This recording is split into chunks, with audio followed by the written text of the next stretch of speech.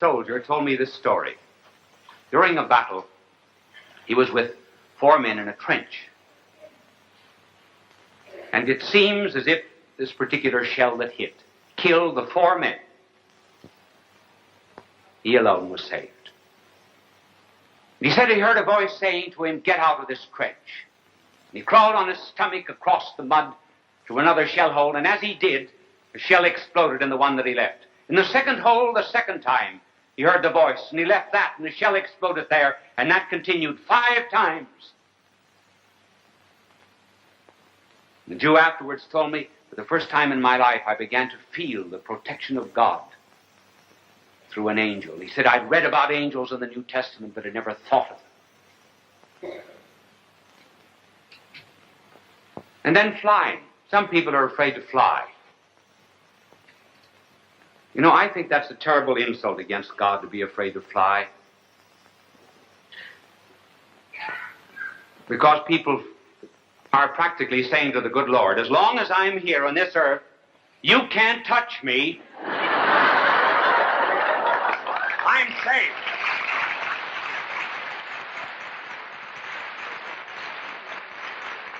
So they are saying to the good Lord, you are a coward. You may be lurking behind one of those white clouds, and you'll come out and stop the propeller and send me down to the earth. Every day of my life, I always say a prayer to St. Raphael. He's mentioned in the Old Testament, as you know, as the one who traveled with Tobias. I pray every day to St. Raphael to guard me when I fly and when I travel. TWA, travel with angels.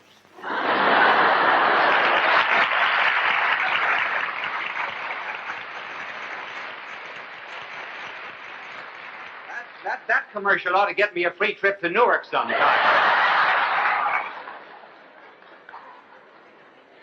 And the good Lord has turned the beautiful side of the clouds to himself, and it's really wonderful to get up above the clouds and glorify God.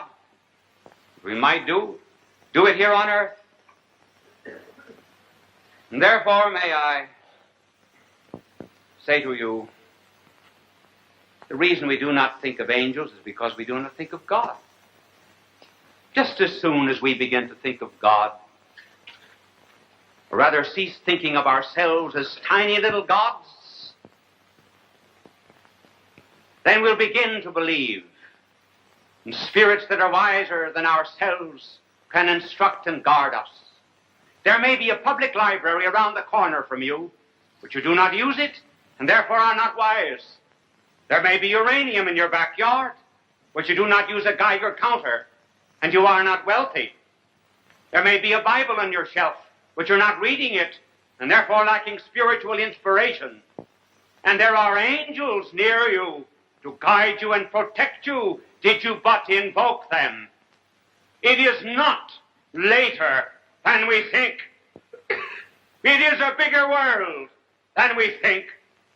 Stir your soul, start a wing, and you will discover it to be the wing of an angel of God.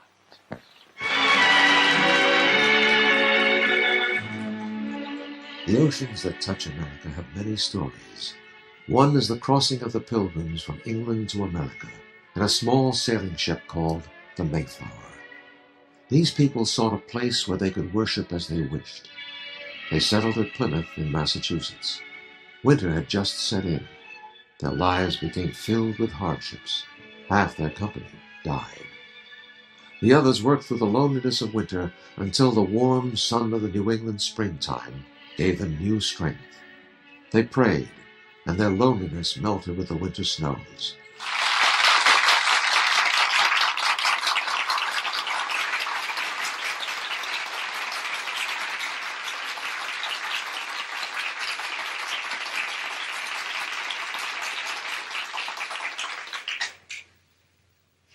Friends,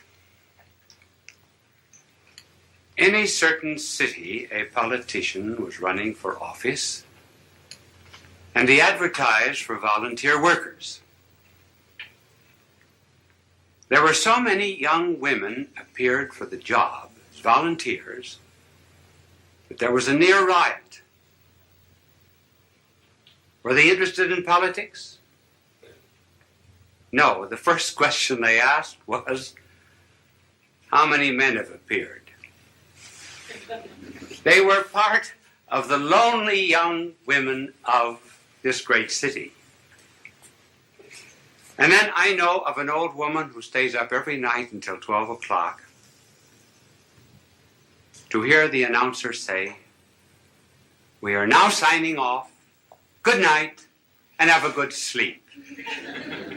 That relieves her of her loneliness.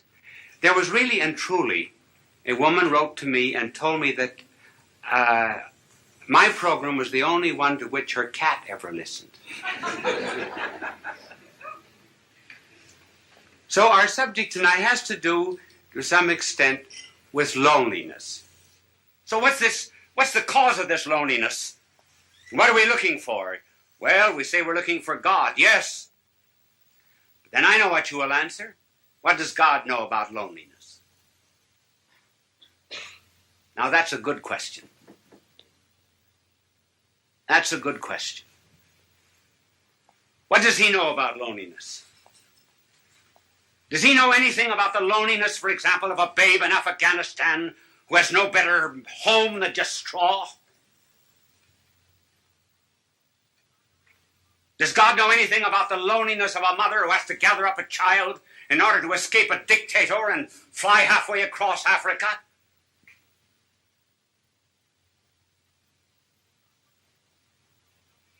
Does God know anything about the loneliness of a man that's born on the wrong side of the tracks? Who's isolated socially from people simply because his hands are calloused with common labor and is denied decent society? Sure, does God know anything about that kind of loneliness, for example, in which one is expelled from a city, disowned by one's own people? Does he know anything about the loneliness of being deserted by friends? Does he even know anything about the loneliness of feeling doubts? Doubts even about religion, doubts even which one cries out, "Why hast thou abandoned me?" Does God know anything about these things? Yes, those are good questions. Now suppose that there was a figure that came into all of this loneliness and so immersed himself in it that he would not immunize himself from it, would not cut himself off from it. Would you, for example, be the only one on the battlefield that was whole and not help any of the wounded? And so if there was a figure that came into this world of ours and refused to isolate himself from loneliness and felt it so much that blood poured out from his body, felt loneliness so much that as if all the robberies of the world were thrust into his hands, as if he himself were guilty, that felt all loathsome carnality so much that his flesh was hanging from him like purple rags. Suppose someone came into this world and went into all of this loneliness, took it all, and was not overcome by it, but conquered it all. Then what? Then I may be lonely every now and then, but I'll not be overcome by it. Then I have a captain, kind of a captain who yet presses not a button in heaven from a celestial command. But I have a captain who stumbled to a throne. You are a loyal son of the church, the Holy Father told Bishop Sheen. You have spoken and written well of the Lord Jesus Christ. This is Joseph Campanella. Bishop Sheen's spoken and written words are a treasure for God's people of all religions. The diversity of his words reflect his certainty that it is not a unity of religion that we plead for, but a unity of religious people. We may not be able to meet in the same pew, but we can meet on our knees in the light from the shadow of the cross. Here now, Bishop Fulton J. Sheen.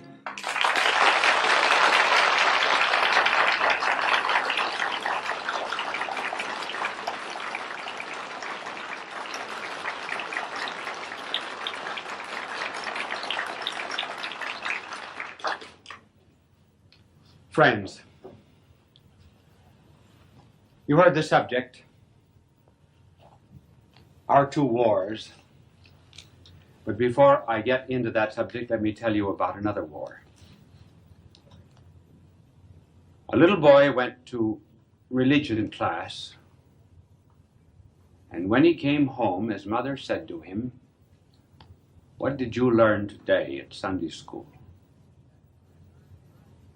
He said, "I learned about the war of Moses and the Egyptians." Well, what happened? Well, he said, the Egyptians, he said, were pursuing Moses and the Israelites. So Moses telephoned to his engineers. His engineers laid pontoon bridges all across the Red Sea. When the bridges were laid, the aircraft saw the tanks of the Egyptians coming on the other side of the Red Sea. Moses telephoned the airfield, radioed the jets to bomb all of these tanks and the army, which they did. Then when the Israelites were across, then they bombed the pontoon bridges, and Moses and the army was safe. Mother said, is that what they told you in Sunday school? No, he said, it isn't. But he says, if I told you what they really said, you wouldn't have believed me.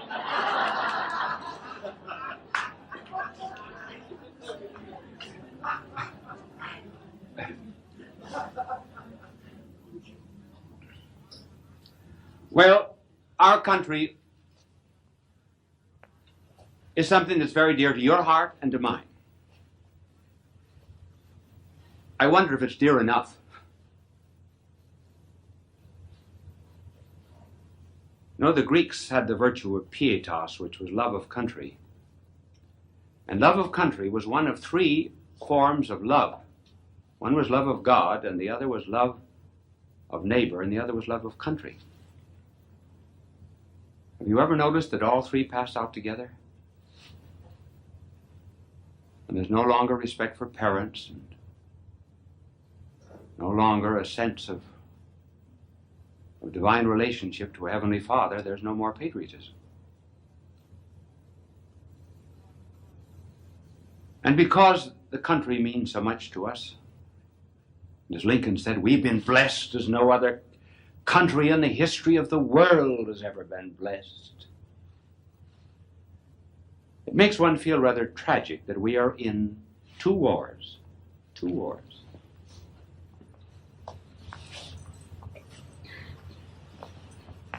One of the wars that we're in is what might be called the protracted war.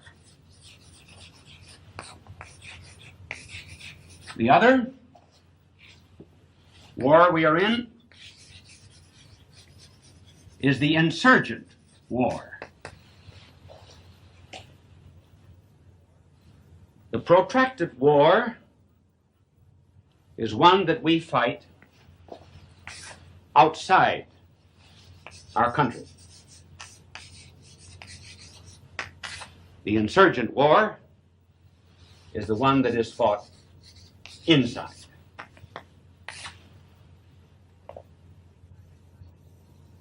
The reason I mentioned both at the beginning is because I gave you the title of two wars. I'm going to leave it for a minute. I will come back to it. But I want to tell you about a very false concept of war that we still have in the United States. The concept of war that we have now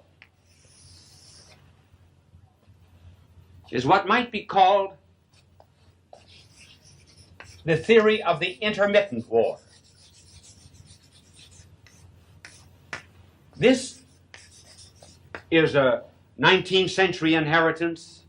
One might almost say it is something that has been inherited from the centuries. But our philosophy of war at the present time is that war is not constant. That war is something that disturbs relatively long periods of peace. Secondly, our false theory of war is that every war must end in victory.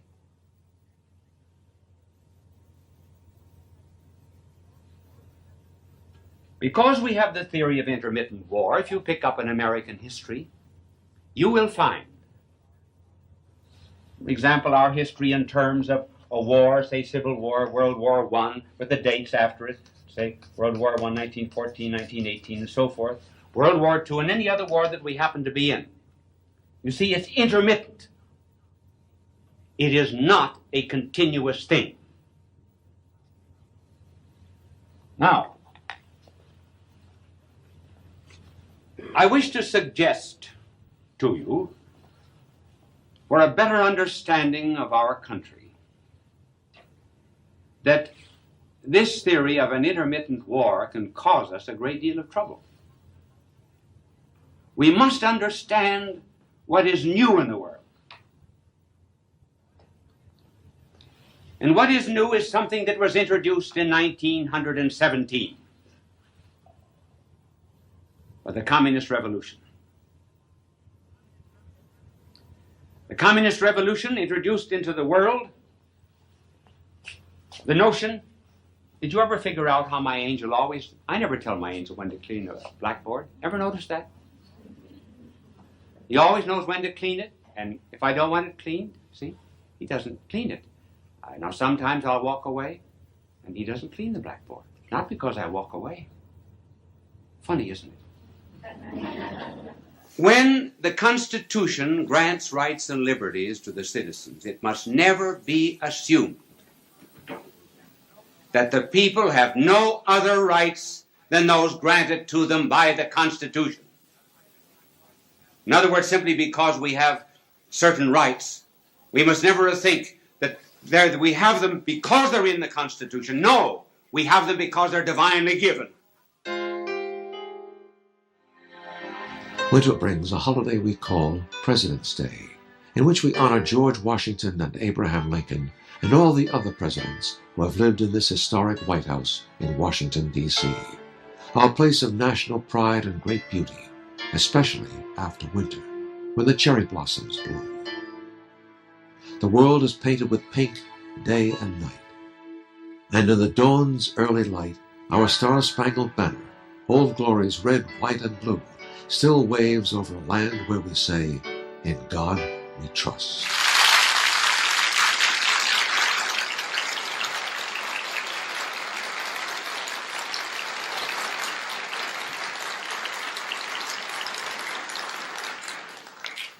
Friends, the few minutes before a television program begins are always moments of tension. There's a countdown, and one is always waiting for the cue to start. It reminds me of a woman in an Arkansas town, a very small town. She was trying to crash the society in this village, but her husband was not very social, so she kept him upstairs with instructions that he was not to come down to the tea under any circumstances. She invited in the ladies, and she was charming them at tea, and her efforts were just about crowned with success when a voice was heard from upstairs. It was the husband, and he was saying, "Ma, there are only clean towels in the bathroom. Is it all right to start one?" So we get the cue and start a television show. And this one is about America. Sometimes the Europeans make great fun of us. This really and truly happened to a friend of mine who was studying in Switzerland. And it seems this American had gone over for his first visit to Europe. And my friend in Switzerland, who was an American, said, "Well, how do you like Europe?" "Oh," he said, "I don't like anything about it." He said, "They're not up to date. They do not have the latest gadgets. The television not in the hotel rooms."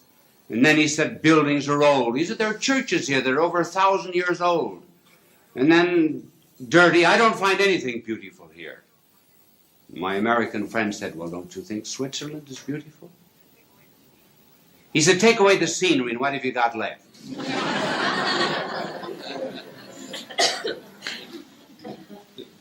There are so many things that we take for granted now that could not be taken for granted some years ago. For example, our next meal. When the pioneers had to go out to shoot it. Water. But now we take everything for granted. Light, heat, transportation, television, trains and planes. We take our friends for granted. Take people for granted. And we take America for granted. And there is going on at the present time a decline in patriotism. And in order to revive it, let me tell you some of the glories of America. I'm going to mention three. The first is the origin of our rights and liberties. Secondly, the great value that we put upon the human person. And then thirdly, what America's done for the world. First of all, the source of our rights and liberties. Where, for example, do I get the right of free speech here? Whence comes freedom of press, freedom of conscience, freedom of religion? There's an audience here in this studio. They are an assembly. Whence comes the right of assembly? Don't you think that our founding fathers had to ask themselves these questions? Well, where do our rights come from? And liberties as well. From the state? If the state gave our rights, the state could take them away. Does the federal government give us our rights and liberties? If the federal government gave us our rights and liberties, the federal government could take them away. On March the 15th, we feel it takes almost everything else away and might take away our rights and liberties. Our founding fathers had to ask themselves these questions, and they searched about for some basis and some ground of our liberties. And they looked to one theory that was being held in Europe at the time. Namely, that rights and liberties come from Parliament. Founding fathers rejected that. Then they considered another theory. That they come from the will of the majority. And rightly, they refused to accept that view. They wanted a country in which rights and liberties did not come from the will of the majority in an election. They wanted a country in which the majority would be the custodian of minority rights. And they finally found the source of rights and liberties, and they set it down in the second paragraph of our Declaration of Independence. It is a self-evident principle that the Creator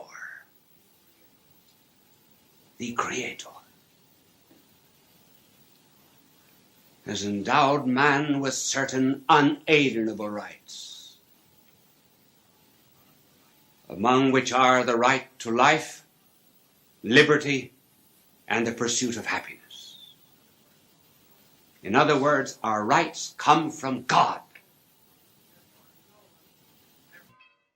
Love is a garden, a tapestry of color that gives a radiance to our imagination. We delight in the flight of a butterfly who stops for a brief moment to open his wings on the petals of a rose. In the garden of our own lives, we pray that the leaves will always dance gracefully in the gentle breeze, that whisper which is the breath of God. On the 50th anniversary of his priesthood, Bishop Sheen wrote these lines: "As I work under the love of two hearts, one sacred and the other immaculate, the road, I shall follow it. The fun, I shall forget it. The cup, I shall empty it. The pain, I shall conceal it. The truth, I shall be told it.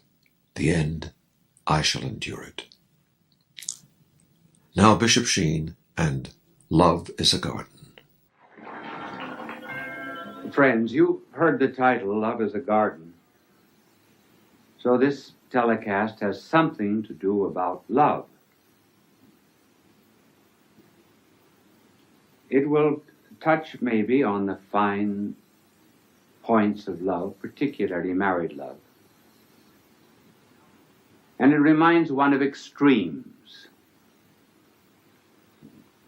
One extreme about marriage is the story of Adam out walking after the fall of the Garden of Paradise. And he had his two boys with him, one on either side. And they passed by the wreck and ruin of the beautiful Garden of Paradise. And Adam looked in, pulled the boys to himself. He says, "Boys, that's where your mother ate us out of house and home." On that bad side of it, too, is the story of the wife who went in to get a collar for her husband. And the clerk said, "What size?" She said, "About that size." You didn't get that, did you? And then on the more pleasing aspect of marriage, President Harding was once asked, at what age do you think women are most beautiful? He said, "The age of my wife." And here I'm going to read for you perhaps a poem that you know. Elizabeth Barrett Browning's poem to her husband. How do I love thee? Let me count the ways. I love thee to the depth and breadth and height my soul can reach. Repeating out of sight for the ends of being in ideal grace. I love thee to the level of every day's most quiet need, by sun and candlelight. I love thee freely as men strive for right. I love thee purely as they turn from praise. I love thee with the passion put to use in my old griefs and with my childhood's faith. I love thee with the love I seem to lose with my lost saints. I love thee with the breath, smiles, tears of all my life. And if God choose, I shall but love thee better after death. The winds lift the seabirds above the tide's ebb and flow. Sunward they fly on silver wings above God's creation, this miracle place of our journey. The evensong begins in a floating sense of light. Its afterglow glimmers on the ocean's golden waves, waves which have crossed time and distance to break in patterns on the shore of your journey. They are the sea's motion, ever constant, like the simple faith of our childhood.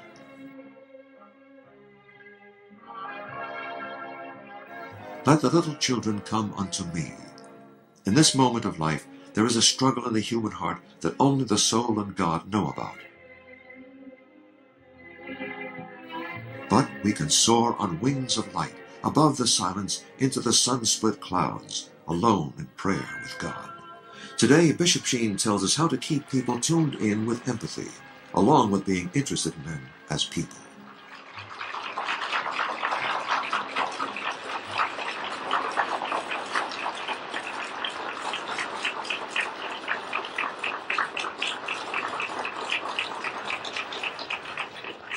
Friends, I must tell you about 2 letters that I received about the way I conclude the program. One letter told me that this woman had a parakeet which she trained to say, "Bye now and God love you."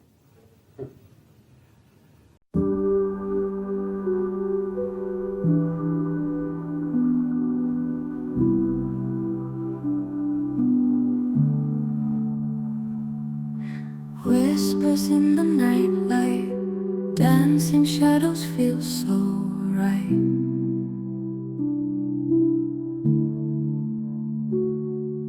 Eyes that see the unseen place, silent secrets leave no trace.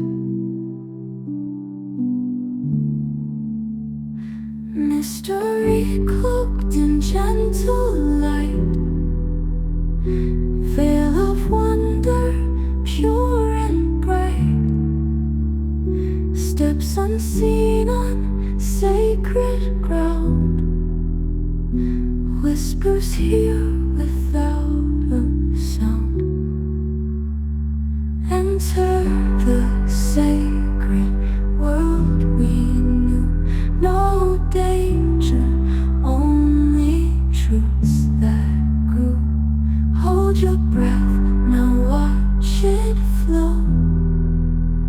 Mystic light, a gentle glow. Footprints in the silver sand, guided by an unseen hand.